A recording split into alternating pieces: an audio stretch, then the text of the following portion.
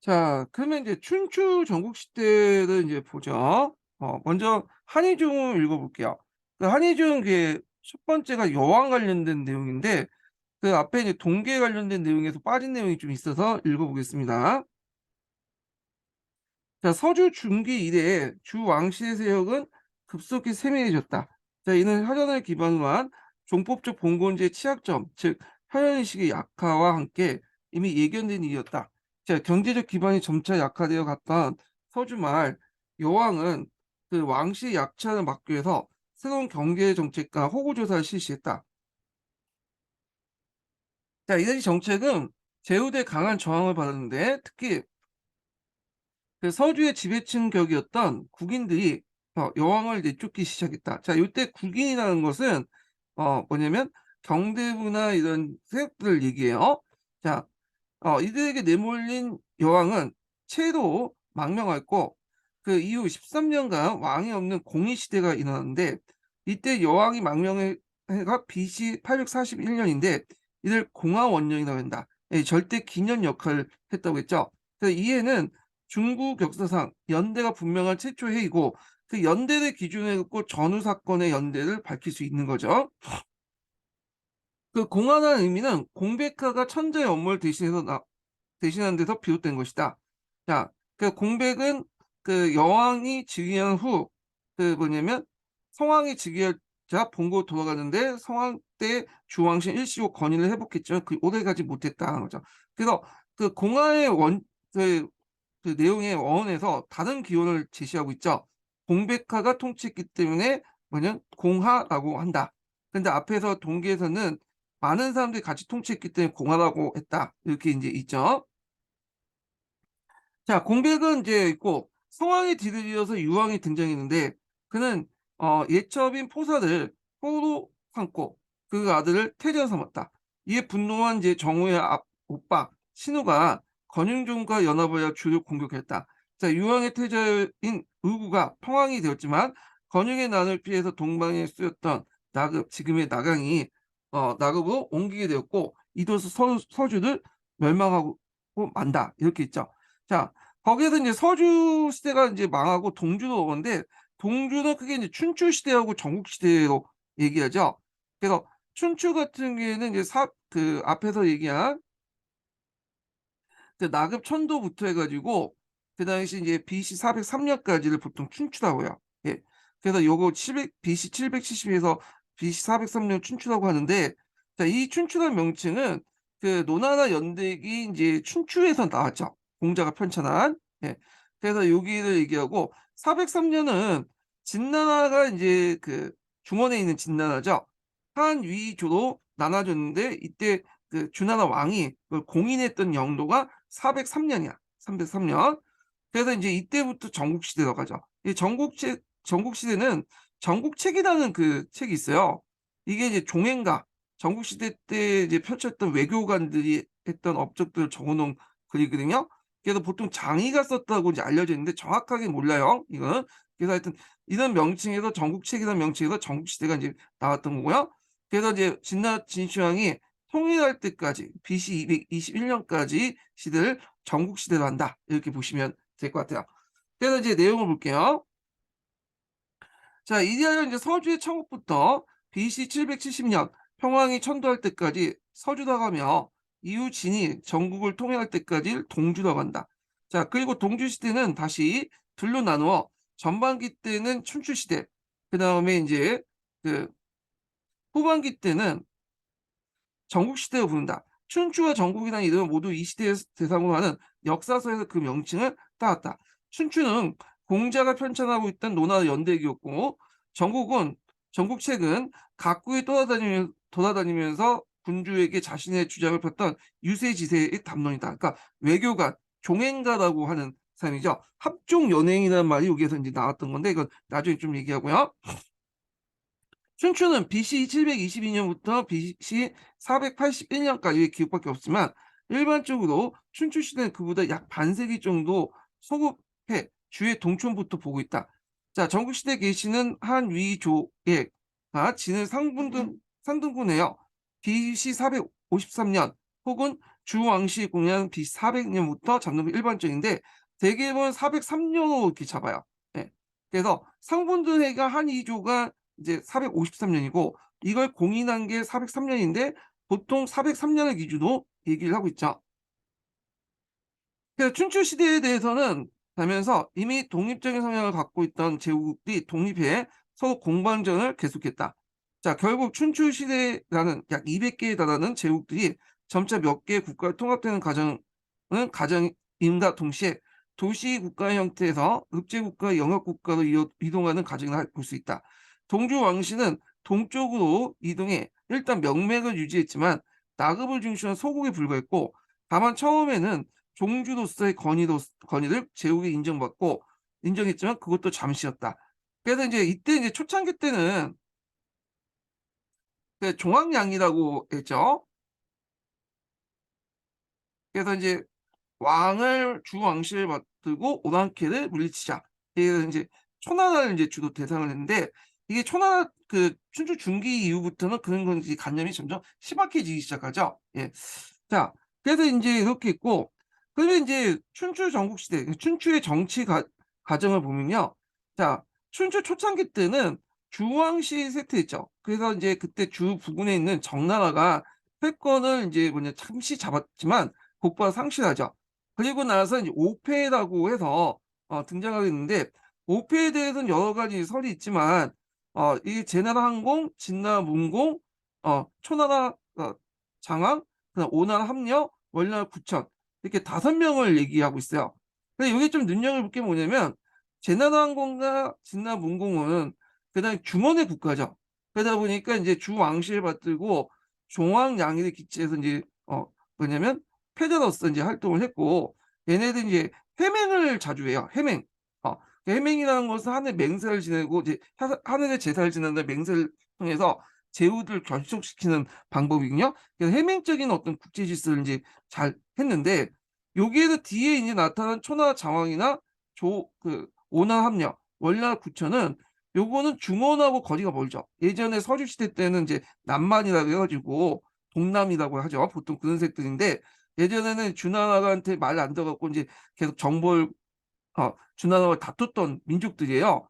근데 이때부터 얘네들이 야만족이 아니라 쪼금씩 중원의 왕조로 대접을 받게 되는데 자 이 천하나 장왕이나 오나라 합려, 월나라 구천같이 춘추 중후기 때 등장했던 그 국가들이 왜 강남 지역에 이렇게 국가들이 등장했냐면 양쯔강 유역의 철기 문화가 그 중원의 철기 문화보다 더 우수했기 때문이에요. 예. 자 하여튼 이렇게 인제 특징이 있다. 그리고 인제 앞에서 얘기했처럼 이때 이제 해맹적인 국제 질서를 해서 하나의 제사를 지낸 다음에 제후들이 이제 피를 바르고 동물의 피를 바른 다음에 사편이라고 그러죠. 그리고 하늘에 맹세를 하죠. 이런 것들. 이렇게 형성된 국제 질서를 해맹적 국제 질서라 한다. 이렇게 보시면 될 것 같아요. 자 그러면 인제 내용을 이제 볼게요. 자 춘추 시대 때 가장 먼저 두각한 나라는 정나라다. 나급 부근에 위치했던 적은 정나라는 주왕실에 가장 가까운 관계였지만 점차 주왕실에 대항하기 시작했고 정나라 전공이 정확히 제 이름을 정확히 모르는데 왕을 화살로 맞힌 사건이 발생됐어요.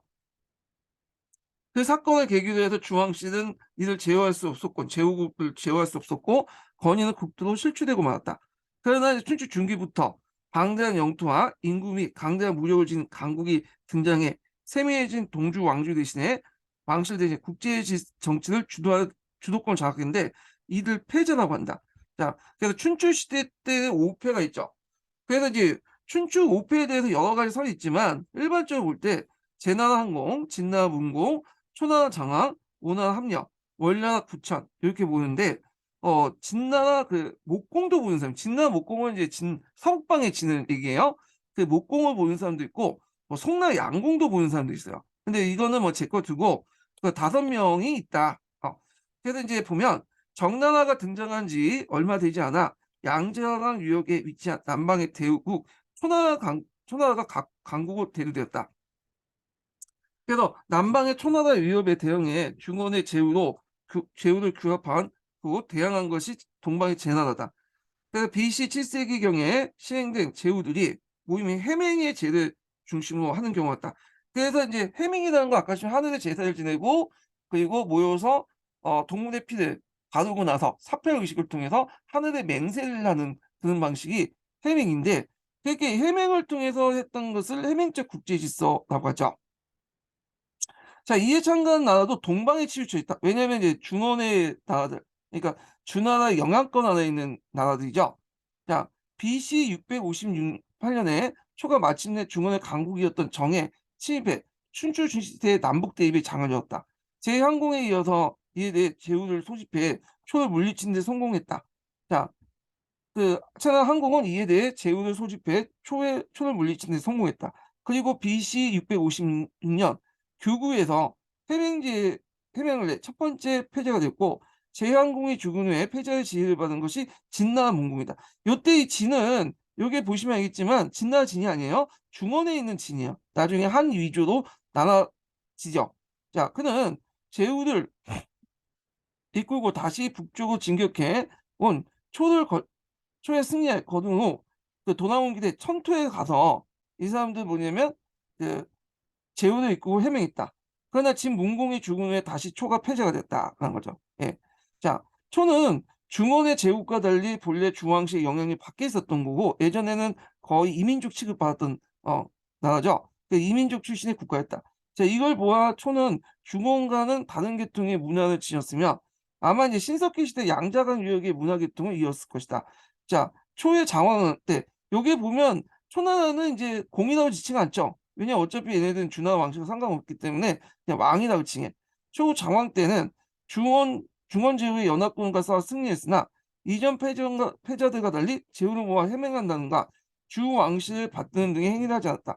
그래서 이거는 뭐냐면 초나라 자체가 중원 바깥에 있는 주나라 영향력 바깥에 있는 나라기 때문에요.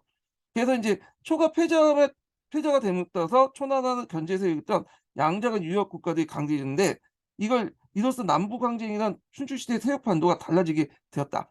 그래서 이제 앞에서는 이렇게 이제 남북 대립이 있었죠. 초의 패권을 둘러싸고 이제 일어났는데 나중에는 이제 진의 양자간끼리 이제 싸움이 일어나요. 양자기. 그래갖고 이제 5월 초 이렇게 이제 갖고 진해끼리 싸우게 되죠. 예. 그래서 있는데 여기 잠깐 보면 5월 초가 어딨냐? 5와 5는 오늘날 이제 그 양쯔강 하류에 있는 지역이죠. 지금은 되게 잘 사는 동네죠. 하여튼 5와 월이 지네끼리 싸웠고 그리고 초가 있죠. 그래도 이제 여기 와신상담이란 말이 5와 월이 싸우는 과정이 나왔잖아요. 그 고사성어가 결국에는 초가 이제 한때는 이제 5월에 밀렸지만 초가 나중에 5와 5를 멸망시켜요. 자, 그러면 초와 5, 월이 이렇게 등장할 수 있었던 것은 아까지 말한 것처럼 철제 무기, 특히 철제 가공 기술 무기가 요쪽에 상당히 발달됐다는 거죠. 요쪽이 중원보다. 예. 자, 그럼 내용을 볼게요. 자, 중원까지 진출한 초를 위협한 것은 중원의 세력이 아니라 초의 배후의 세력을 구축한 오와 월이었다. 자, 오나라는 BC 6세기 초 무역의 무역의 수몽 때부터 강력해져 진해가 연합하여 그 초를 공격했다. 이후 합력 때에는 초의 수도 영을 함락시키고 초는 이 때문에 수도를 옮기는 위기를 당했다. 그러나 오나 역시 오의 남방에 일어나 월나라의 도전을 받게 되었다. 자, 원의 대두의 오 때문에 곤욕을 치는 초의 적극적 후원도 작용됐고 이로써 오와 원은 사투가 벌어졌다. 오왕 부차는 원나라를 승리한 후 중원을 진출해 맹주의 지위를 다퉜지만 결국 원한 9천의 그 공격을 받고 오나라를 멸망시켰다. 뭐 이 과정에서 이제 그 유명한 와신상담이라는 구사 나오기 시작하죠. 자, 9천도 중원을 공격 패자가 되었지만 이후 초가 다시 양장을 유역의 패권을 차지하게 됐다. 자, 이유는 양장의 유역의 초와 중원 중심의 진나라 사이의 각축의 기본으로 남북 간의 전쟁이 벌어졌고 여기에서 상동의 제와 서주의 백당에 잡고 있는 진이 강국으로 두각되었다. 그래서 이제 사강 체제가 형성됐다 이렇게 보시면 돼요. 제나라, 그 다음에 진나라, 그 다음에 또 그 초나라 어디야?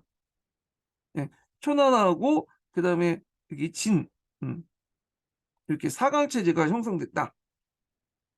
그래서 이제 정리해 보면 그 초가 이제 공격해 보니까 그 당시 이제 진하고 제를 중심으로 한 세력들이 대립을 하게 되고 남북 진영이죠. 남북 간의 어떤 싸움이 나고, 얘네들이 이제 멸망하고 이제 멸망하게 약해지고 초가 있는데, 초가 또 이렇게 또 원하고 그 원하고 싸우는데 동서지형으로 양쯔강 유역에 나렇게 싸우다가 이들이 이제 세력이 약해지니까 요걸 둘러싸고 이제 다시 진나라가 이제 부각이 돼서 남북 대립이 일어났고, 그리고 옆에 있었던 제와 진나라가 이렇게 해서 4강 체제가 형성됐다. 뭐 이렇게 이제 보시면 될 것 같아요. 자, 이렇듯 BC 600년경 전후로 각국 간의 경병전이 치열해지고 그 결과 약소국이 대거 멸망했다. 그래서 춘추 중기 이후부터, 그러니까 춘추 후기죠, 정확히. 춘추 후기 때부터는 준하 왕실 권위가 약해지고, 그 다음에 이제 소국들이, 예전에는 이제 소국을 병합하지 않고 살려뒀거든요. 한국만 받고. 왜냐면 예전에 조상신들이 와갖고, 소국의 조상신이 와서 나를 죽일 것이다 생각을 했기 때문에 살려뒀는데, 이때부터는 살려주지 않죠. 합병을 해버려. 그래 가지고 그 당시 멸국하고 거기에다가 뭘 설치하냐면 군과 현을 설치하죠. 예. 그래서 현이 이제 먼저 등장하고 나서 그다음에 나중에 군이 등장하죠. 이걸 멸국치현이라고 하죠. 자, 그 이전에는 중앙시의 권위와 통제력을 상실하면서 패전을 중심으로 해맹짓을 그가 대시했는데, 적어도 그 안에는 약소국은 구족받긴 했지만 국가로서 명명을 유지할 수 있었다. 그러나 춘추 중기를 전후로 해서 세력을 잡은 진, 중원의 진이죠. 그다음 병방의 진, 그다음에 초 등의 강대국 등은 동네의 해맹적 질서에 타협해서 소국을 멸망시킨 후 여기에 현을 두죠. 그 지방행정단에 설치해 직접 지배를 하는 새로운 지배 방식이 있다. 자, 이걸 멸국 시험 방식인데 이게 전국 시대 가면 일반화되죠. 또한 춘추 중기 이후에는 각국에서 기존의 권력 구조가 재편되면서 제후의 가문, 이 공실이 몰락, 제후의 가문은 몰락하고 그 뭐냐 대신에 유력한 경대부의 가문 세경가들이 이제 국가의 권력을 차지했다. 그래서 이제 이 공실은 소속 권력 권한이 없어요. 이 세경가들이 실질적으로 이제 그 비읍들이 가지고 있는 물적, 그다음에 인적 자원을 장악을 하고 있었죠. 그래서 얘네들끼리 권력 다툼이 일어나는데, 그중에 일부 소수는 왕이 되고요. 대부분은 이제 요 권력 다툼에서 몰락을 해요, 세금각들이. 예, 몰락을 해. 그래서 얘네들 외에는 다 몰락을 했고, 어떤 사람은 노예까지 뭐냐면 지위로 떨어진 사람도 있어요. 하여튼 이렇게 이제 뭐냐면 이 소수의 세경가들이 지네끼리 싸워가지고 이제 권력을 다툰 난 다음에 왕실을 쳐내죠. 그래서 이제 하극상이 이제 전국시대 때 일반화되죠. 이 하극상 춘추 중기부터 해서 여기 전국시대까지 하극상이 일어난다. 자, 주왕실의 권위가 약화된 것과 마찬가지로 공실의 권위가 몰락하여 일부 군주권을 강한 시도가 있긴 했지만, 국인의 강한 반발에 부닥쳐서 새로이 등장한 유력 세경가들이 전쟁에 격가했다는 국가적 위기를 난골 타개하고 그걸 계기로 군사권을 장악하면서 권력을 전면에 부상하였다. 자, 그래서 이들은 이들 위해 자신의 통치 지역을 증대시키는 한편 토지제도와 세역제도, 번역제도를 개혁하면서 세력을 강화시켰다.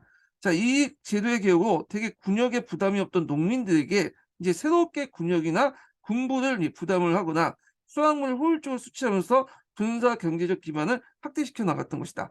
자, 그래서 농민은 병사를 평상함으로써 이들을 사병으로 하시켜 강력한 무역 기반을 갖게 됐고, 나가서 이들은 군대 편입시켜 지휘권을 획득했다. 이렇게 했죠.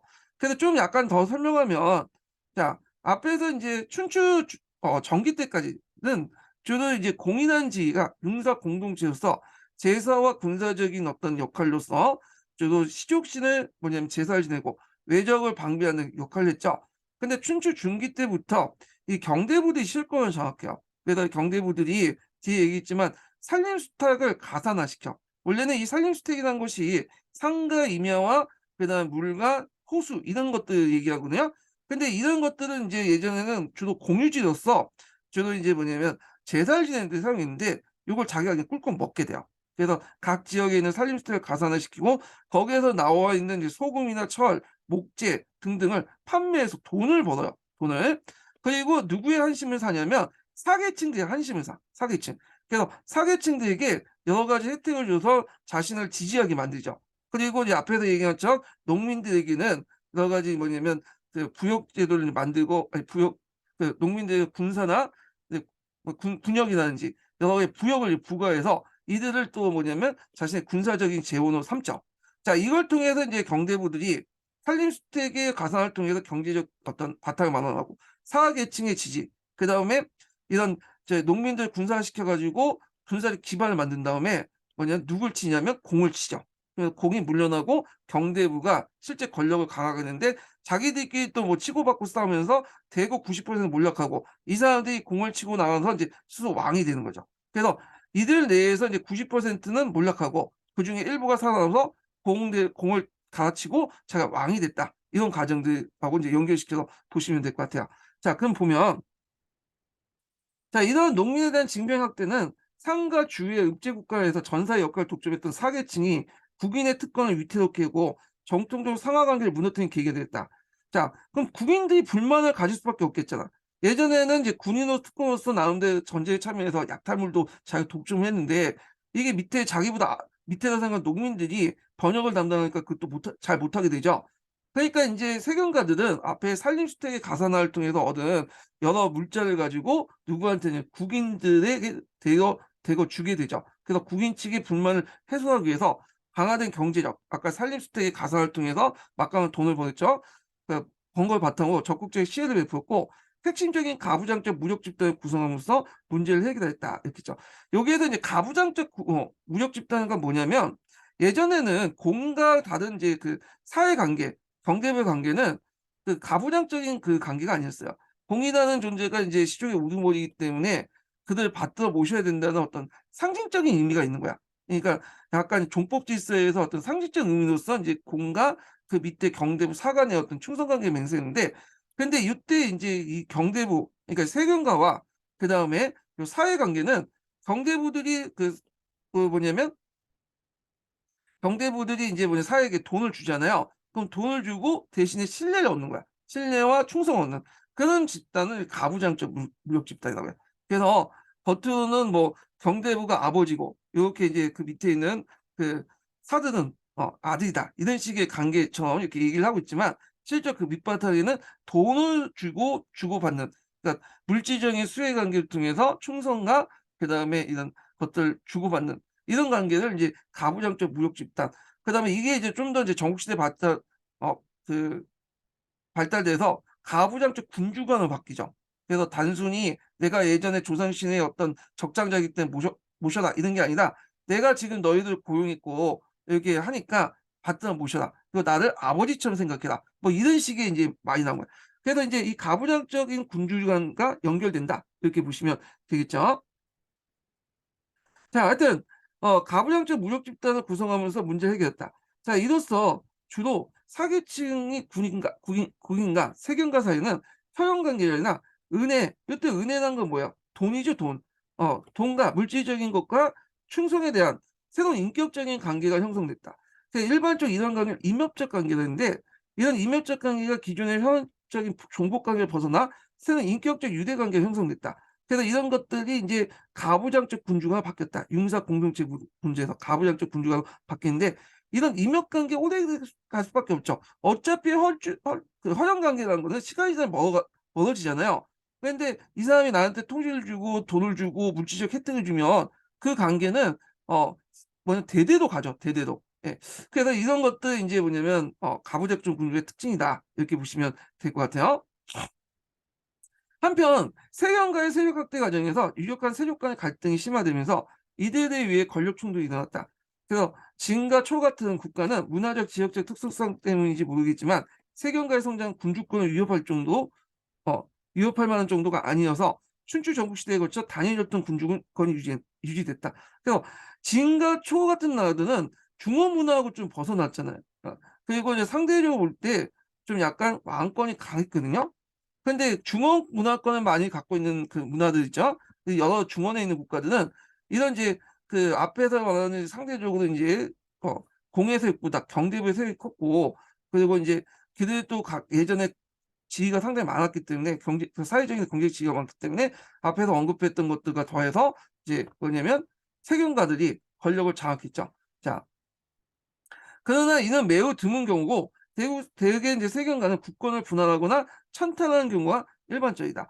그 대표적인 게 진나라죠. 중원의 진나라.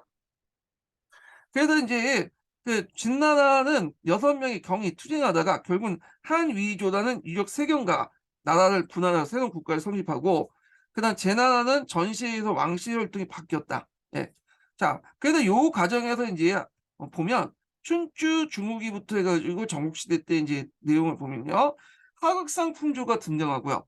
야국강식, 멀국치연이 일반화되고, 그리고 이런 걸 바탕으로 해서 이제 전국치동이 나타나죠. 예, 영역국가가 되고, 그다음에 융사 공동체에서 가부장적 군주가 바뀐다. 이게 인제 보통 교과서의 전국시대의 이제 특징이라고 하는데, 이게 춘추 중후기부터 해 가지고 전국시대까지 진행됐던 내용들이죠. 예. 그런 것들 좀 기억을 해 주시면 될 것 같고요. 자, 그럼 계속 읽어 보겠습니다. 자, 극심한 세습귀족 간의 투쟁으로 인해 춘추 시대에 유력한 세습귀족은 그 일부 찬타자를 제외하고는 모두 몰락하였다. 그래서 이제 가장 전국시대 때 각국의 재상직을 맡은 인물 중 춘추시대 세습귀족 출신이 없었다는 것은 단적인 예이다. 그래서 이 계층 구조를 보면 이렇게 돼 있죠. 주왕실이 있고, 주가 있고, 왕이 있고, 그 밑에 호족 공이 있고, 정대부가 있고, 사가 있는데, 자, 이미 이제 뭐냐면 공은 없어졌죠. 근데 경대부도 대부분은 없어졌어. 예. 얘네들만 일부 살아남았고, 지네끼리 치고받고. 그리고 그러니까 이제 관료 등용할 수 있는 사람들이 뭐야? 사밖에 없죠. 그러니까 얘네들이 몰락하면서 그냥 얘네들이 이제 이 자리를 차지하게 된 거야. 자, 그래서 세습귀족의 대거 몰락했다는 사회적 공백을 메운 것이 사계층이었다. 자, 그래서 전국시대 사인의 시대로 부를 만큼 사인은 정치적 각 분야에서 중요한 역할을 했다. 그래서 이제 사계층은 원래는 춘추 시대까지만 해도 주로 무사계층이야, 무사계층. 근데 이때부터는 각 분야의 지식인 계층을 사계층이 나오고, 그다음에 단순히 말단 혈족뿐만 아니라 인제는 혈통에 상관없이 인제 능력만 있으면 사계층이 될 수 있죠, 전국시대에 들어가면서. 자, 그래서 이제 보면 사기층을 볼게요. 원래는 그 종법제도에서 경대부 밑에 위치하여 지배층의 말단을 차지한 계층이었는데, 경대부부터 채용을 받아 경제적 생활을 영위하게 됐으며 유사시 군대 중액을 이뤘다. 춘추시대 이후 전국시대에 거쳐 개인의 능력을 바탕으로 사회 주도층이 됐다. 그 춘추의 활용을 바탕으로 했지만 전국은 활용보다는 개인의 능력을 강조했다. 그래서 사계층이 됐다. 이렇게 보시면 될 것 같아요. 자, 춘추 중기는 분수령으로 시족제 질서로 붕괴했다. 앞서 지적한 대로 춘추 중기의 전후로 강대국 약속을 멸망시키고 현을 설치하여 직접 지배하는 새로운 지배 방식이 전환됐고, 현은 원래 변경을 방해하는 군사 거점으로서 성격이 강했기 때문에 내지보다 확고한 지배가 요구되었다. 본래 현의 의미는 걸려있다는 뜻으로 중앙에 직할진 의미였다. 따라서 현의 추정은 분권적인 봉건 체제에서 전국 이후 확립된 군주에 의해 직접 지배 방식은 군현제 선구라고 할 수 있다는 거죠. 근데 이거는 좀 그 동계의 관점과 달라. 동계는 보면 군은 경경이고 인구가 별로 없었던 곳이고, 현은 인제 뭐냐면 주로 그 기존의 음락 지역 있죠. 음락 지역이 중심부에 설치돼 있고 인구가 많은 지역이었는데, 나중에 음락 공동체가 붕괴되면서 많은 사람이 변경해 가서 여러 가지 리 같은 항리 공동체를 만들잖아요. 그러니까 이 군에 더 인구가 많이 몰리게 된 거예요. 그러면서 인제 군이 점점 커지면서 군이 큰 행정단위가 되고, 나머지 인제 그 밑에 있는 지역은 현은 인제 그 밑에 군에 예속되는 그런 단위가 됐다. 그래서 군은 큰 행정단위, 현은 작은 행정단위 이런 식으로 바뀌었다. 이렇게 했는데, 요거는 약간 좀 그죠? 요거는 동계는 군이 변경이고 요거는 현이 변경이다 이렇게 했는데, 요거 학자마다 달라요. 그래서 군과 현의 기원에 대해서 논쟁이 많거든요, 지금도. 근데 우리가 그것까지 알 필요 없고, 다만 여기에서 알 것은 이때부터 이제 군과 현은 등장했다. 그래서 춘추 중기부터 현이 등장했고, 나중에 군이 등장했고, 그다음에 이걸 바탕으로 해서 이제 군현제가 인제 전국시대 때 조금씩 확대돼 나갔다. 그 진시황이 그걸 인제 체계화시켜 놨다. 이렇게 보시면 될 것 같아요. 이렇게 정리해서 보면 될 것 같고요.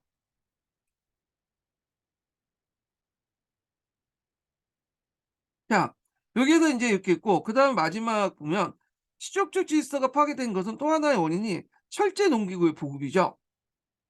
이게 인제 급격한 생산력을 두고 있다 이렇게 있는데, 자, 철제가 등장한 것은 서류 시대부터 이제 등장했다고 보고 있어요. 근데 이게 등장이 중요한 게 아니라 이게 일반화가 중요하죠.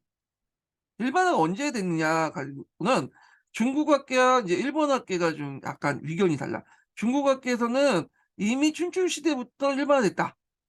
그러니까 토지 사유화가 춘추 시대부터 행해졌다는 관점이에요, 얘는.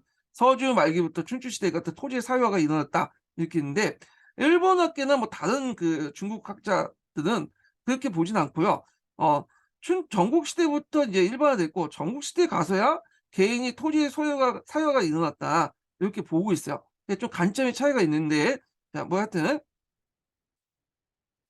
그래서 이거는 아마 이제 중국어계 견해를 좀 따른 것 같아요. 왜냐면 요즘에 이제 그 중국에 많이 유학을 가잖아요. 그래서 그 유학을 가서 이제 도와서 교수님들이 글 썼기 때문에 그런 것 같은데, 예전에 이제 그 동계라든지 신동계는 뭐 어차피 예전 동계를 바탕으로 했기 때문에 그 강자 종국사는 되게 일본학계의 견해를 많이 적어 놨어요. 그래서 전국 시대 때 철기가 일반화됐고 토지의 사유화도 요때 본격적으로 했다는 관점이에요. 자 하여튼 그때는 그거 인제 중국학계 견해를 좀 많이 반영하고 있어요, 교체는요.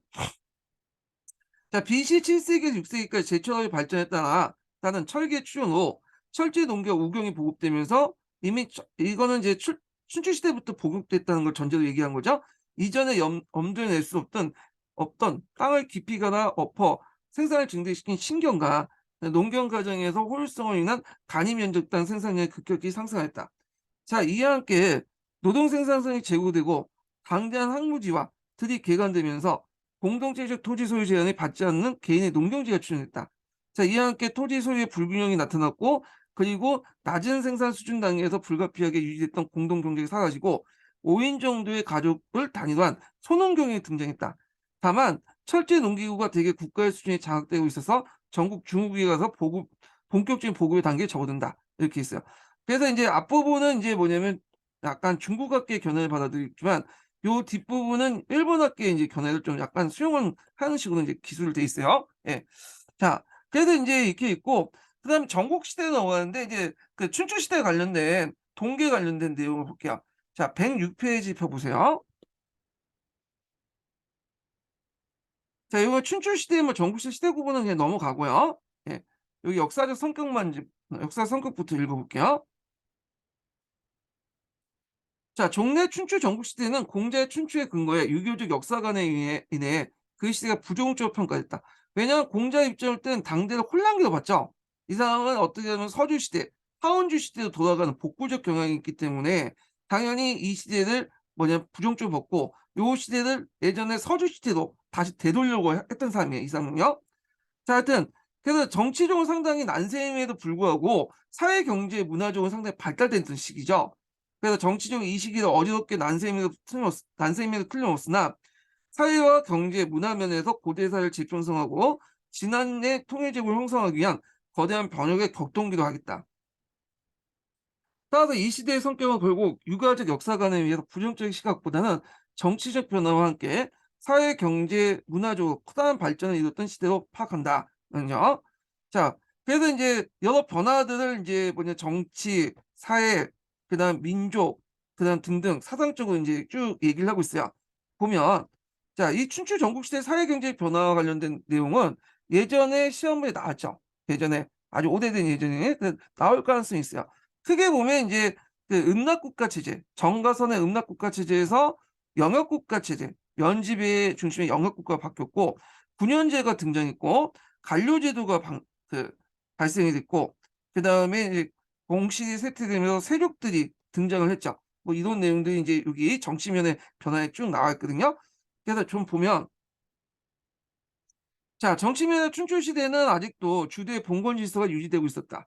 비록 중앙시를 쇠퇴했으나 낙양을 중심한 동주 체제에서 지방의 제후든 종황량이, 그러니까 즉 중앙시를 받들고 오랑캐를 물리친다는 대의 명분을 내세우고 패권을 다퉜다. 근데 요것도 제나라 항공하고 진나라 문궁 때까지예요.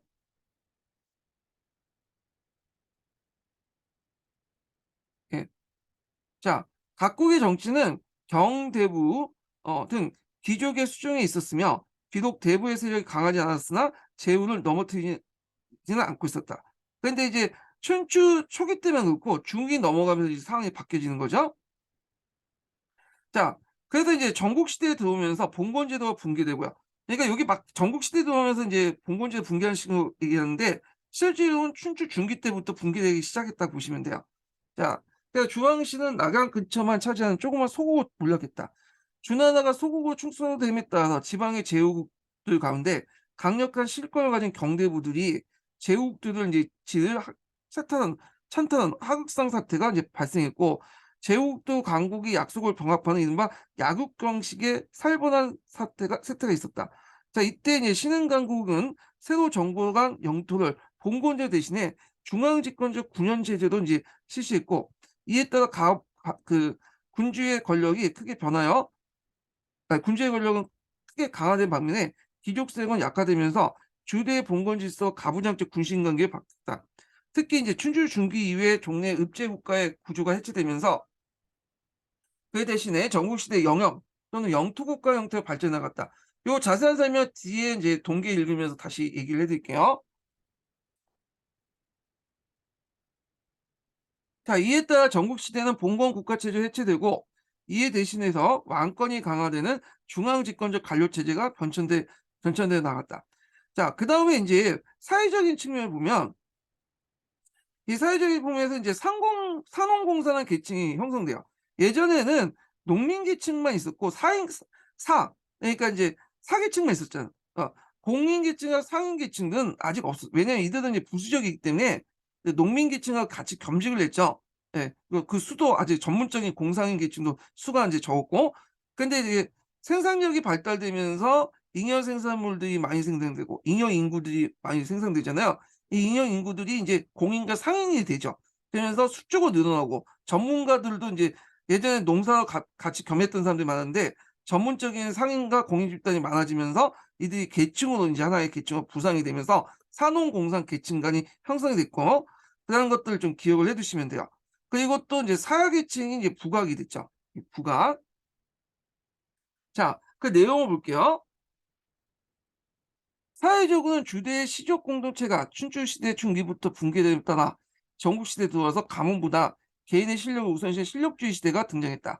자, 이래하여 지식계층의 하락이 돋보이고 평민계층의 지위 상승이 이루어지면서 이른바 포위장사, 그래서 이제 평민의 장군과 재상들이 속출됐다. 특히 귀족 세력 몰락으로 그 춘추시대 때 귀족이 소유하고 있는 토지는 전국시대 때 평민에게 넘어갔고, 구세도 그 춘추시대 때 귀족의 경제적 기반이었던 것이 전국시대 국왕에게 넘어갔다. 그래서 이제 귀족들이 소유하고 있는 음락공동체 단위도 이제 소유하고 있던 이제 그것도 전국시대에 들어가면 평민들이 이제 소유하게 됐죠. 그래서 이제 평민들 개인들이 토지 소유권을 가지고 있었다. 예전에는 평민들이 소유권 가질 수 없었어요. 경제권만 가지고 있었죠. 그 내용은 뒤에 다시 얘기하고요. 그다음에 또 민족적으로 볼 때 춘추 시대까지는 아직 중국 민족을 상징한 통일된 한족의 범위가 정착되지 못했다. 그 은나라가 주민족을 오랑캐로 보고 주가 주변 민족을 동이, 해이, 그다음에 서용 이렇게 부르면서 야만시하는 것은 아직 중국 민족의 통일성을 형성하지 못했던 증거를 하겠다. 자, 춘추 5패 중 중원에 위치한 나라는 제나라, 진나라, 송나라였고, 여기에서 왜 갑자기 송나라가 이제 등장하냐면 송나라 양공이라는 사람이 있어요. 네. 얘가 좀 약간 이상적인 사람인데, 하여튼 그 송나라 양공을 춘추 5패로 보는 학자가 있기 때문에 송을 집어넣은 거야. 예. 그래서 중원의 문화 민족으로서 하를 이제 자칭했고, 병방의 진, 초, 연, 월 등은 오랑캐로 야만시했다. 그러나 전국시대에 들어가면서 오랑캐의 윤적이 모두 제하고 다 중화의 범위 속에 들어가게 되죠. 통일되면서 민족 구성도 하로 단일화됐다. 자, 뿐만 아니라 그 당시 초나라, 진나라, 연나라, 월나라도 점차적으로 중원의 중화의 문화를 받아들여 동화되면서 한족의 그는 민족적 통일이 추진되면서 중국 민족으로 발전돼 나갔다. 그래서 이제 춘추 시대 이전에 각 지방의 다양한 언어와 풍습이 전국 시대의 격변기를 통해서 중국으로 여과되어 들어오게 되었다. 자, 그 다음에 네 번째가 이제 사상적으로 상당히 발전이 됐던 시대거든요. 그래서 춘추 전국 시대 때는 각국이 이제 부국강령을 추구하는 과정에서 또 여러 가지 사상들을 받아들이면서 이런 것들 제자백과 사상을 낳게 되죠. 그래서 보통 이 제자백과 사상을 선진 사상이라고 진나라 이전의 사상이에요. 그 진나라 이후의 사상들은 되게 유교로 통합이 되죠. 우리가 생각하는 그 주작이라든지 그다음에 양명왕도 크게 보면 유교의 구풀이에서 나온 거예요. 그렇기 때문에 큰 특색은 없는데 이거에 관해서 선진 시대의 사상, 진나 이전의 사상 등은 무궁무진하게 다양성을 확보하고 있죠. 그래서 상당히 이제 중국 역사상 사상적으로 상당히 의미가 있는 시대예요. 자, 그래서 이제 이와 같이 민족과 문화상의 동학 통일로 인해서 춘추 전국시대에는 각국의 정치와 사회의 커다란 변화를 일으켰고 그것이 다시 학술 사상에도 중국적인 제자백과 사상의 발전을 가져왔다. 자, 춘추 전국시대에는 주대 봉건 질서와 읍제 도시 국가 체제를 근본적으로 바꿔놓았으며 자, 이러한 변화는 다음에 오는 진안의 통일 제국을 수립하는 기반을 구축한다는 점에서 이 시대의 역사적 성과를 높게 평가하고 있다. 그렇죠?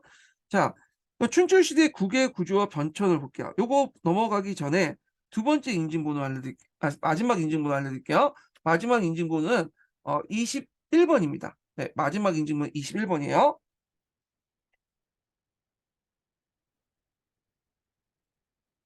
자, 국의 구조와 영역 범위라는데 춘추 시대에는 주대 봉건 제도에 의해서 지방에 분봉된 무수한 국이 있었다.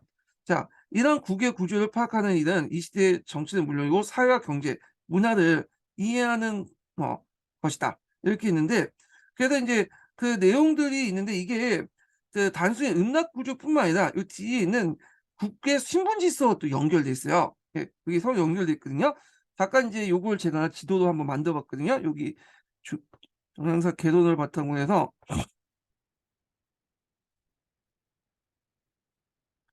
만들어 봤는데 지도를 좀 보여 드릴게요. 표를. 음. 자, 요게 있어요. 여기 보면 자, 대충 그린 거예요, 제가. 예. 그래서 보통 이걸 국야제라고 해요. 그러니까 이제 춘추 중기 때까지 이제 국야제라고 이제 하는 거고 나중에는 군현제로 바뀌었죠. 그래서 이 국야제 관련된 내용이 예전에 기출에 잠깐 언급됐어. 그 지문으로. 예. 자, 국야제의 특징을 보면요. 자, 춘추 전국시대 같은 경우에는 우리가 생각하는 것처럼 그런 영역을 가지고 이제 통치를 했던 것이 아니라 주로 점하고 선을 기준으로 했죠. 어.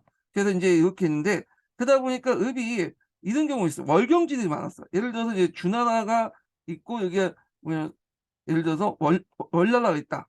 주나라보다는 여기 초나라라고 보죠. 자, 거기에 이제 뭐냐 여기 대부분은 이제 뭐냐 월나라 복속의 읍이겠죠. 여기도 초나라 복속의 읍이죠. 근데 가끔씩 요게 이제 여러 가지 이유로 해서 초나라 땅이 있고 그다음 요 이유로 해서 뭐 월나라 땅이 있어. 이렇게. 네. 표현했네. 예. 이런 식으로. 그래서 이게 각각의 이제 자국 영토 세력권 안에 이렇게 뭐냐면 각국의 다른 그 지역에 이제 뭐냐면 음락이 있단 말이야. 예. 이걸 이제 보통 월경지라고 하죠. 이 땅을 경계선 넘어가고 그 안에 있는 거를. 그런 식으로 이제 있다. 좀 기억을 해 주시면 돼요. 자, 근데 이제 춘추에서 전국시대 넘어가면서 이 월경지들이 통합되거나 하여튼 바꾸거나 영토 교환 등등 해서 결국에는 특정한 산이나 강이나 이렇게 이제 가지고 자연 국경선이 형성되죠. 그래서 영역 국가들이 등장했다. 그렇지만 이제 여기 표는 여기 당시에 여기 월경지가 많았던 그 당시인데 자, 하여튼 이 내용을 보면요. 자, 보통 크게 이제 그 국하고 야로 나눌 수 있어요. 예, 국약. 그러니까 국을 제외하고 구와 야구 국가 야구로 나누는데 이 국야제라고 하죠. 국은 이제 뭐냐면 공이 통치하는 곳이야. 그 읍을 말하죠. 그 나머지는 다 야예요. 그래서 야 중에 이제 좀 큰 거, 경대부가 통치하는 곳은 도라고 하고요. 그 다음에 비읍이라고 하죠. 그래서 이제 국은 누가 살고 있냐면 제후들이 살고 있어요. 예. 그리고 이제 여기 안에 이제 국인들이나 뭐 경대부 일족이 이제 자기 영지에서 벗어나서 여기 안에 있겠죠. 예. 그래서 이제 국의 구조를 보면요. 요게 외성과 내성이 있어요. 외성과 내성이 있고 그리고 외성과 내성 중간에 향이라는 지역이 있어요. 향. 나중에 향은 이제 행정 단위가 되지만 그 당시엔 국의 외성과 내성이 중간에 있는 지역을 향이라고 했다. 이렇게 보시면 될 것 같아요. 그래서 여기는 국인들이나 제후들이나 일부 경대부들이 살았다. 이렇게 보시면 되고요. 그다음에 경대부들에게 땅을 나눠주죠. 그래서 이 경대부들 이렇게 땅을 나눠주면 여기 땅을 주면 요 안에서도 여러 읍들이 있을 거 아니야. 그 읍 중에 이제 자기가 이제 큰 읍을 도읍을 삼아 경대부들이 이걸 도라고 해. 도. 그리고 나머지 읍은 비읍이죠. 그래서 비읍의 생산물들은 이 도에 이렇게 갖다 바치게 되는 거야. 예, 이렇게. 그래서 이렇게 국이 공이 경대부의 도를 지배하고, 도가 이제 비읍을 지배하고, 그리고 비읍의 물자는 도한테 갖다 바치고. 그러다 보니까 이 비읍에 이제 있는 산림 수택이라든지, 그 다음에 인적 자원들을 누가 독점할 수 있죠? 이 경대부들이 독점하게 되고, 나중에 춘추 중기 때부터 이 경대부들이 부각이 될 수 있었던 게 뭐냐면, 이런 인적 자원을 가지고 있었기 때문에, 물적 자원이나 이런 것들. 그 다음에 이제 여기 보면 요 수많은 읍들이 쭉 있는데, 그 나머지 지역들 여기 보면 공백지대가 되게 많죠. 여기 여기 공백지가 많은데, 모든 사람들이 여기에 읍에 산 게 아니라 나머지는 다 뭐냐면 공백지대거든요. 그래서 요런 공백지대, 사람이 살지 않는 공백지대를 극지라고 했어. 극지. 예. 근데 이제 춘추 중기부터 전국시대 넘어가면서 음락 공동체가 붕괴되면서 이제 이 사람들이 빠져나오면서, 이제 여기 사람 살지 않는 곳에 뭐냐 새로운 마을을 만들고 여기 개간 사업을 해요. 그러면서 여기도 이제 사람이 살게 돼. 푸른색 지역이죠. 그래서 여기에서 새롭게 만들어진 마을을 니라고 해. 니. 마을 니자 있죠. 이게 니가 오늘날만 신도시야. 신도시 개념이야. 자, 그리고 음락공동체가 이제 붕괴되면서 니가 이제 점점 주 형태의 이제 거주 형태가 됐단 말이야. 그래서 이제 나중에는 이 니들을 통제하기 위해서 형과 군을 설치하죠. 그러니까 군현제가 이제 설치되고 거기에 이제 관리를 파견하죠. 자, 그런 것들은 이제 전국시대의 일이고요. 자, 그래서 이제 이렇게 구성이 됐다. 그리고 이제 국경 부근에, 그러니까 정확히 말하면 국경이라보다는 좀 이제 세력권과 세력권이 맞붙어 있는 지역을 보통 지역이라고 하거든요. 뭐 이렇게 이제 이렇게 구성이 됐다는 거. 물론 그 안에서도 앞에서 말했지만 여기가 대부분 이제 세력권 안에 있었던 지역 같은 경우에는, 예를 들어서 이게 정나라다 하면 여기 정나라 그 읍들이 다 있겠죠. 정나라고 읍들이. 근데 중간중간에 뭐 옆에 있는 노나라나 뭐 제나라나 이렇게 뭐 영역에 있는 읍들이 또 산재돼 있었어요. 예. 이렇게 해서 이제 월경지들이 많았다는 거죠. 예. 이런 것도 이제 같이 기억을 해주시면 될 것 같아요. 예. 자, 그래서 이제 이렇게 이제 한번 대충 설명했고요. 그 다음에 이제 교라는 것이 있어. 교. 이거는 이제 그 동계는 안 나와 있는 건데, 도는 국과 야 사이의 중간에 있는 거라고 하고 있거든요. 근데 이게 국인지 야인지의 범위가 몰라. 이 국과 야는 아까 좀 설명했죠. 국은 그 공이 통치하는 읍을 얘기하는 거고, 나머지는 다 야라고 했어요. 그래서 교회에 대해서 아직 규명되지 않기 때문에 아마 적어놓지 않은 것 같아요. 이건 강자 중국사에 있거든요. 그래서 뭐 중요한 건 아닌데 하여튼 요 정도 이제 파악을 해두고요. 그리고 이제 여기에서 거주하는 사람이 다르죠. 일단은 국은 누가 거주하죠? 저 공과 제후, 그다음 국인들, 그다음 벗으려고 있는 경대부들. 여기 그 도는 경대부와 사, 그다음에 요 중간중간에 있는 비읍들은 일반 민들이 거주를 하죠. 예. 뭐 이렇게 이제 봤습니다. 자, 그리고 이제 다시 이제 넘어가서 그 동계를 읽어볼게요. 자, 중국 고대의 은대에서 서주 그리고 춘추 시대까지의 중국 사회 구성하는 기본단의 읍 혹은 성읍으로 불리는 침략 형태였다.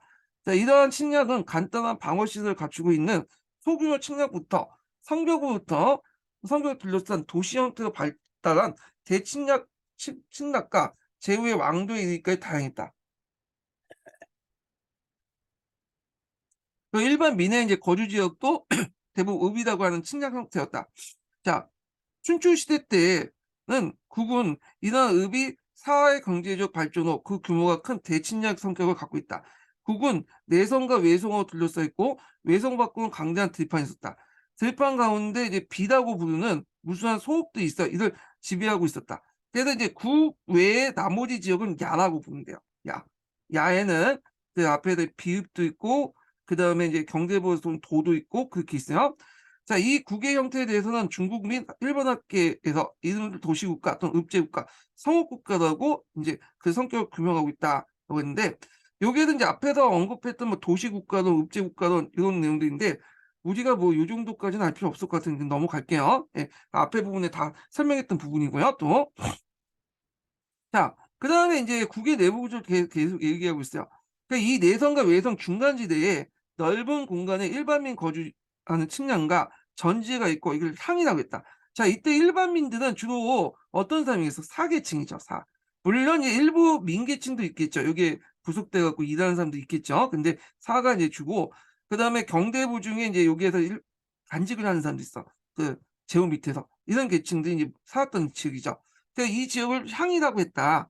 그래서 이제 여기에 전제가 있다는 건 뭐냐면, 전쟁 중에 이제 포위전이 있으면 어 장기 농선을 하려면 그 안에서 이제 뭐냐 텃밭도 있어야 될 거 아니야. 농사도 좀 지어야 되고, 그러기 위해서 이제 이렇게 마련한 것 같아요. 자, 춘추 시대 국은 대체로 중앙의 내성과 국박의 외성까지 지역까지 포함되어 있으며, 이곳에 이제 살았던 사람들 국인 또는 지배국인이다. 그래서 국인이라고 하면 고대 시대 국인하면 지배계급을 의미한 거야.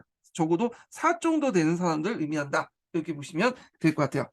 그래서 이제 국자를 형상화된 게 이거죠. 여기 보면 여기에 이제 여러 가지 궁궐이라든지 어떤 시설물이라든지 이런 것들을 형상화시켜서 이 국이라는 걸 만드는 건데, 왜냐면 공이 살고 있는 지역이기 때문에 요 안에 궁궐도 있고 뭐 가나도 있고 여러 가지 시설물도 있을 거 아니에요. 예.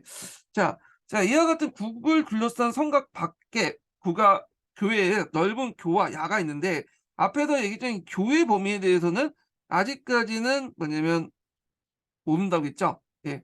그래서 야가 있는데 보통 이제 이 교가 야에 속하는지 국에 속하는지 아직까지 몰라요. 자, 가난한 이제 등파 여기저기 점점이 흩어져 있는 작은 친장 비읍이 있다. 자, 이곳에 사는 사람 야인 또는 비인이라고 하는데, 국인과 구분된다. 이들 보통 민이라고 하죠. 민. 예. 피지배층. 그다음에 들판 끝에는 산림, 계곡, 하천 등 자연 경계선이 일어나서 타국과 국경이 설정돼 있으나, 춘추 초기에는 아직 영토 의식이 뚜렷하지 않았기 때문에 어, 국가 국사의 야에는 어느 국가에 소속되지 않고 공백지대로 방치되는 곳도 많다. 이 공백지대는 사람이 거의 없거나 그리고 사람이 살지 않는 그런 지대를 의미해요. 근데 나중에 이게 개발이 되죠. 자, 이러한 이제 공백지대는 사람이 거주하지 않는 항구지가 대부분이다. 자, 이 지역이 후세의 분쟁의 대상이 되는데, 그 까닭은 이제 읍에 이탈한 소농민들이 이곳에 개간하여 집단적인 침략을 형성했기 때문입니다. 이때 집단적인 침략을 뭐라고 얘기하냐면 니라고 하죠. 니. 그래서 니가 이제 춘추 중후기부터 해갖고 이 전국시대 넘어가서 형성했는데, 니 형성 배경이 여러 가지 있어요. 이것도 있고 개간삼도 있고, 뭐 치수 사업할 때 이제 국가에서 강제로 이제 노동이 필요하니까 동원해갖고 만든 것도 있고요, 등등. 자, 그 시기는 철제 농기의 도입 후 농업 생산이 이제 병역이 들어가기 시작한 춘추 말기 때부터이다. 이렇게 이제 보고 있고요. 자, 국의 신분 질서가 국인의 성격을 볼게요. 자, 요거는 앞에서 제가 이제 잠깐 설명했던 부분인데 요거 한번 읽어볼게요. 자, 국의 구성원 중 최고 신분은 공이고, 공이라고 하면 국의 군권, 그러니까 국을 통치하는 군주다라는 거죠. 공안의 신분 안에는 경대부가 있고, 이 밖에 국의 기반이 이루었던 하위 지배층이 사가 있었고, 그 안에 인민이 있었다. 제후는 국을 지배하나 정치적 군사적 권한은 아직 강하지 못했다. 다만 공은 그 국 구성원대 전체 정신적 지주이자 대표자도 공동체 수장의 성격이 강했다. 오늘날하고 뭐가 비슷하냐면, 지금 엘리자베스 여왕이 죽었잖아요. 영국 국왕이. 그래서 연영방에서 영국 국왕의 위치가 뭐예요? 상징적인 인물이죠. 어, 그래서 이제 어떤 상징적 통합의 인물이었다. 이렇게 보시면 돼요. 정신적인 어떤 그 상징적 통합의 인물이었다. 요 정도. 자, 공이 갖고 있는 이런 특성은 국의 군사와 제사를 집단적으로 공유하는 융사 공동체라는 사실에 부합한다. 이건 은나라도 마찬가지죠. 은에 이제 뭐 후와 백도 그렇고 뭐 이런 것도 다 융사 공동체 수장이잖아요. 다시 말해 종교와 정치, 군사 세 가지 요소는 불가분의 긴밀한 관계가 있었던 춘추 시대에 있어서 특히 제사가 갖는 의미가 중요했다. 제사는 조상신을 받드는 중요한 행사로서 그 당시 제사를 통해서 시족 공동체 단결을 굳히고 정치 사회적 힘을 발휘했다. 그래서 이 제사를 통해서 종법 질서를 유지했다. 따라서 제후의 권위는 국의 운명을 좌우하는 최고 신인 청가, 조상신의 제사를 할 수 있는 유일한 존재였고, 바로 이 점은 춘추 시대 전기에 있어서 국의 권력 구조적 성격을 엿볼 수 있다. 그래서 나중에 이제 춘추 전기 때는 보통 국을 멸망시키지 않았거든요. 근데 살려뒀죠. 그 이유가 뭐냐면 이런 조상신들이 그 국의 조상신이 나를 괴롭힐 것이다 생각을 했기 때문에 살려둔 거예요. 근데 춘추 중기 때부터 이런 이식들, 후기 때부터 점점 없어지면서 그냥 멸국 치열을 해버린 거죠. 예. 그다음 경대부는 국의 권력 집단을 구성하는 지배계층이지만, 이들은 제후부터 분배받은 비의 체급을 경제적 기반으로 한 1조 거느리고 병단을 구성하여 제후에 소속되어 전쟁에 참여할 의무를 부과받고 있다. 한편 경대부는 봉업 중에 일부를 본업으로 삼고 자기의 이제 거주를 삼고 독자적 기반을 구축해 나가는데, 이런 본업이 서주 중기부터 춘추 초기에 쓰던 도다. 자, 이 도라는 것은 지금 수도라는 의미라고 하잖아요, 지금요. 근데 그 당시엔 전국시대 때 수도의 의미고, 춘추시대 때는 도가 뭐냐면 경대부가 기반을 잡고 있는 지역이다. 읍이다, 이렇게 보시면 돼요. 자, 산은 국의 기반에 이뤘으나 계층적 하위 권력 집단이며 특히 이들을 국인이라고 했다. 그런데 이 국인으로서 사는 그 조상이 경대부였으나 시대 흐름에 따라 분족과 인구 증가로 공경과 화원각에 멀어짐으로써 하위 지배적으로 전락한 계층이다. 자, 국인이 사는 전지를 소유하고 있고 그 나름대로 그 비읍도 있어요. 그 안에 이들 이제 경제를 기반으로 하여 영주의 성격을 갖는 경우도 있고 직접 농업 생산에 종사하기도 하고 경대부의 관리가 되기도 하는 등 그 임무가 다양했다. 다만 산은 모두가 전쟁에 참가하는 무사로서 공통점을 갖고 있다. 그러나 이제 사인층은 강제 징집에 의한 전투에 나가는 것이 아니라 자유에 의한 것이기 때문에 무사로서 강한 자부심을 가지고 전쟁터에 나갔다. 약간 일본의 사무라이 계층하고 비슷하다 보시면 돼요. 전쟁에 나가는 것이 삼국시대 때 특권이었어요. 왜냐면 전쟁에 나가면 이제 싸우는 과정에서 노비도 얻을 수 있고 그다음에 여러 가지 약탈물도 얻을 수 있고 재산을 이제 증식할 수 있는 이식행위거든요. 이건 우리나라도 마찬가지고 서양도 마찬가지야. 예. 자, 그래서 하여튼 있고 국인이 참정권을 행사하는 국민적인 위치에 설 수 있었던 것도 그들이 시족 집단으로서 국의 기반을 이루고 있는 구성 요원이며 아울러 무사로서 국의 군대를 이루는 중요한 핵심이기 때문이다. 그래서 이제 군인이 지배하는 이와 같은 신분 질서, 천자, 제후, 경대부, 사로 결합하는 지배의 원리를 바로 작이며 간직이죠. 이것은 신의 권위 앞에서 선서된 것이 그 의식과 예의 절차를 예라고 한다. 그러니까 우리가 생각하는 그 예와 작의 의미가 좀 춘추 시대는 달랐다는 거죠. 그래서 이런 내용들 신분 질서는 예라는 의식을 통해서 이루어졌으며 예가 미치는 신분은 사까지며 일반 서민들은 예의 밖에 있었다. 그냥 형벌은 사회에서 가해서는 안 되고 얘는 일반민에게 이르지 못한다는 말이 여기 생기는데 이게 전국시대 때 바뀌죠. 이 공자란 집단, 유교 집단에 의해서 이렇게 했는데 원래 얘라는 인간과 신의 관계였어요. 근데 이제 얘는 인간과 인간의 관계로 바뀌고요. 지배층만 대상으로 얘가 적용되는데 이제 피지배층들이 얘가 적용됐죠. 그래서 인을 실현하는 것으로 이걸 나타내는 방법 얘를 강조하면서 피지배층도 이렇게 확대됐다. 자, 이걸 했던 사람들이 공자고 유가 집단들이죠. 이런 것들 좀 기억을 해두시고 자, 그 다음에 이제 국외체와 군현제 추천을 보죠. 춘추 중기 이후부터 이제 종전의 음락 공동체 사회가 이제 변화되면서 해체되면서 조금씩 군현제가 출현되죠.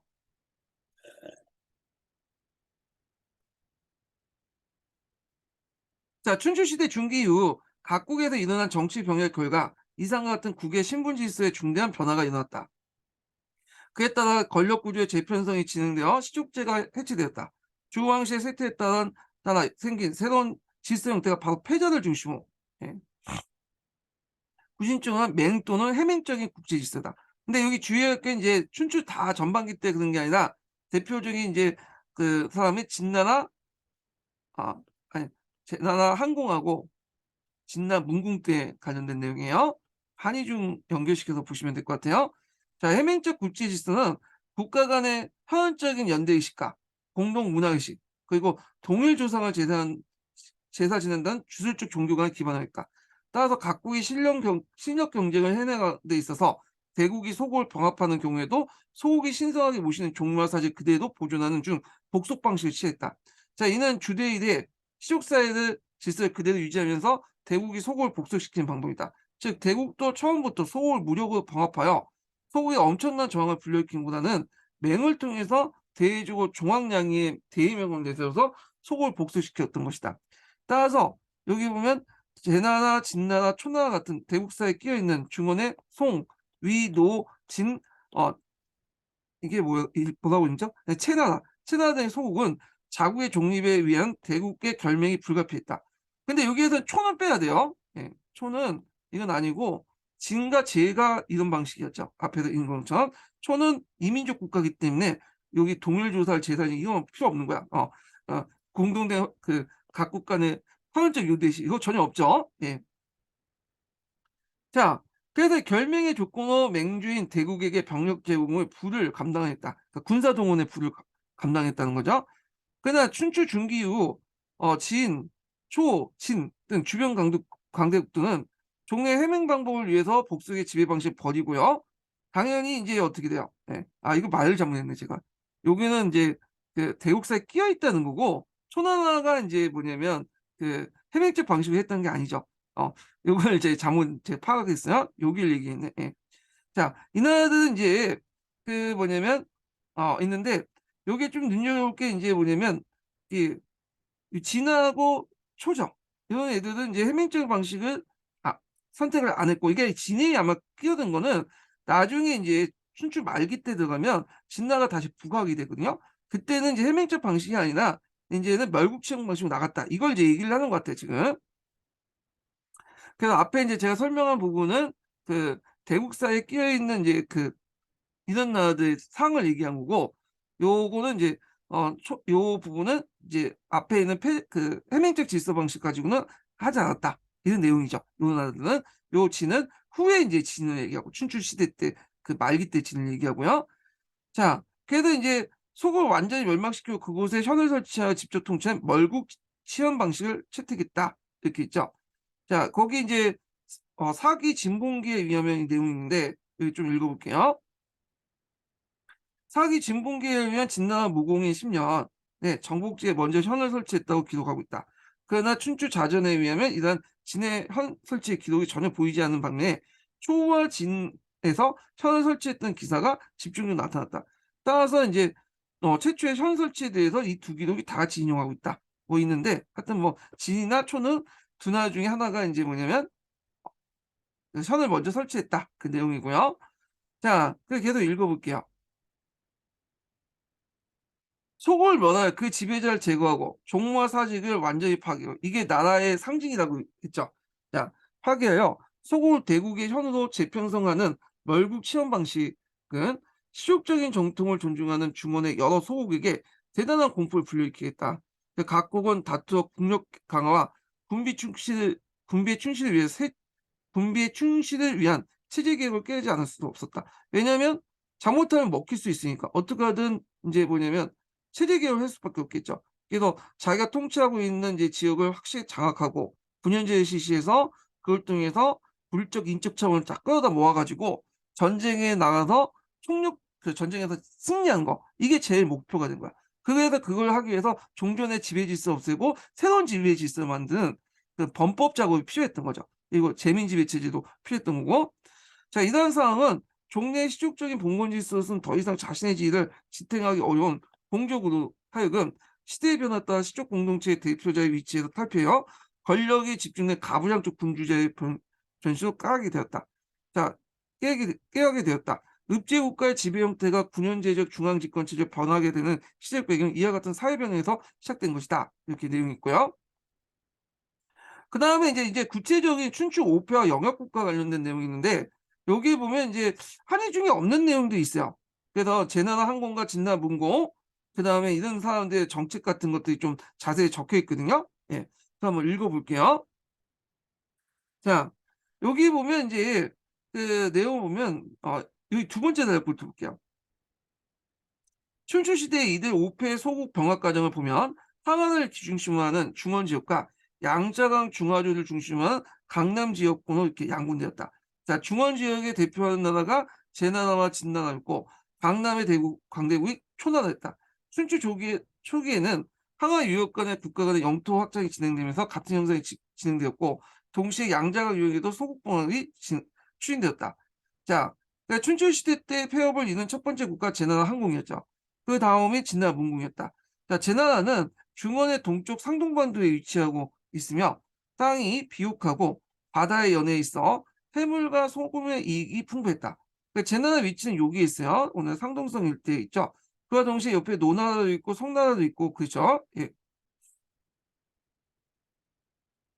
자, 그래서 이제 제나라 항공이 즉위하고 뛰어난 그 정치가 간중 이 사람이 유명하죠. 예. 간중을 재산을 임명하면서 정치, 경제, 군사 등 여러 방면에 거쳐 개혁을 단행하여 구국강령을 달성하였다. 그래서 이제 뭐 이게 뭐 중요한 건 같지 않은데 뭐 제나항공의 정책에 써다 제나항공의 정책을 쓰라고 나올 수도 있어. 동기에 나와 있으니까 한번 볼게요.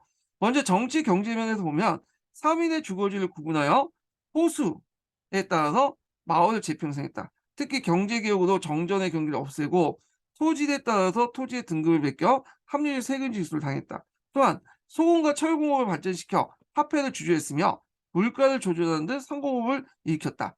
그다음에 두 번째 개혁으로 보면 자 행정과 군사력의 효율성을 높이기 위해서 군사 행정 조직을 통합했다. 군사와 행정 조직을. 즉 전국에 21개 항으로 나누고 상공민에 거주하는 6항을 제외한 상하농민의 15항을 가지고 상군을 조직하고요.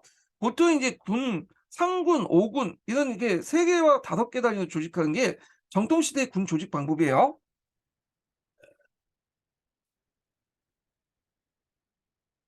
자, 그래서 이제 평화 시에 농사를 짓게 하고 전쟁이 일어나면 전투에 나가도록 병로일치제를 추구했다. 어떤 분은 항이라는 걸 가지고 좀 얘기할 수 있겠죠. 항은 아까쯤 얘기했던 그 내성하고 외성 사이의 중간인 걸 항인데 요걸 보니까 그런 의미에 쓰이는 건 아니죠. 지금 보니까 전국을 이렇게 하면 지역 단위 나누는 기준을 쓰는데 이거는 이제 거기에 그 역사책에 있는 내용을 그대로 적어놨기 때문에 그리고 항의 의미는 학자들이 그렇게 해석한 거고요. 예. 그래서 이게 이제 그 우리나라 고대에서도 마찬가지지만 중국의 고대에서도 기록이 별로 없어요. 그러다 보니까 역사적 팩트를 그대로 또 왜곡 그 시간이 되다 보니까 왜곡된 것도 많죠. 지금 사실 자체도. 그러니까 기록에 있는 역사 사실을 그대로 적어 놓은 것도 있고 그걸 또 해석한 것도 있고 그리고 그 사이에 메꿔 가지고 상상력을 통해서 뭐냐 저수한 것 서술한 것도 있고 견해를 그 당당한 여러 가지 있기 때문에 그냥 대충 이제 이렇게 보고 맥락을 보고 판단을 하시면 될 것 같아. 여기에서는 그냥 항의 의미를 제나라 항공 때 그 했던 정책들을 역사책에 있는 내용을 사기에 있는 내용을 그대로 적어 놓은 거예요. 그냥. 자 하여튼 이렇게 있고 그다음에 인제 이래야 제나라의 국력은 강해지고 항공은 이러한 국력을 배경으로 대외적으로 이웃 나라의 제후들과 해명을 통하여 패자들 패자로서 지위를 굳히게 됐다. 또한 종황량이 명분을 내세워 서북방의 이민족을 격하고 남방에서 진출해 올라온 초나라 세력을 저지했다. 자 이제 상동의 대부분과 하남의 동남부를 통일하여 이 지역의 민족적 차별인 동이와 하의 구별을 없애고 중원 지역의 한민족의 통일을 촉진하는 계기가 되었다. 그래서 여기 보면 이제 제나라 주변에서도 요 중간중간에 이민족 집단들이 많았나 봐요. 그들을 이제 동이라고 인제 했던 것 같은데 이 동이들을 수통합해서 이제 중화로 수통했다 이렇게 보시면 될 것 같아요. 자 제나라는 이제 항공의 사후 그의 아들들 사이에 왕위 쟁탈전이 벌어져 내란으로 번지면서 패자의 지위를 상실했고요. 이 틈을 이용해서 송나라 양공이 잠깐 맹주가 되려고 하였다. 그러나 송은 초나라의 전쟁에서 참패하여 도리어 초가 중원의 패자를 칭하고 한화 유역의 수많은 소국과를 병합했다. 이 송은 좀 약간 그 송나라 양공이 약간 이제 뭐냐면 이상적인 사람이야. 그래 갖고 이제 초나라하고 싸울 때 초나라가 강을 건너기 전에 싸워야 되는데 강을 건너는 도중에 싸우는 건 예의가 아니다. 그래서 초나라가 뭐냐면 강을 건너고 나서 딱 했는데 강을 건너고 나니까 이제 그 옆에 이참에 인제 정신이 없으니 강 건너고 직후니까 없으니 정신이 없으니까 공격하려고 했는데 막 옆에 사람들이 얘기했거든 신하들이. 근데 양공이 말하기를 강을 건너고 건너고 나서 이게 적을 공격하는 건 예의가 아니다. 그래서 송나라가 강을 건 그러니까 초나라가 강을 건너가서 인제 좀 어 진영을 치고 나서 어느 정도 본진이 만들어지고 나서 공격을 했어요. 그러니까 강을 도하한 그 직전에 공격을 했었는데 성남 양공은 그렇게 하지 않았거든요. 예의가 아니라고 해 가지고요. 어 그래서 인제 이렇게 했는데 이렇게 이제 이걸 성냥지대라고 하죠, 이런 것들. 예. 그래서 하여튼 상당히 이상적인 군주야. 자 하여튼 이렇게 결국엔 전쟁이 패배를 했죠. 예. 자 이러한 중원의 위기 상황을 극복한 게 제나에 이어서 이제 패자가 된 게 진나라 문공인데요.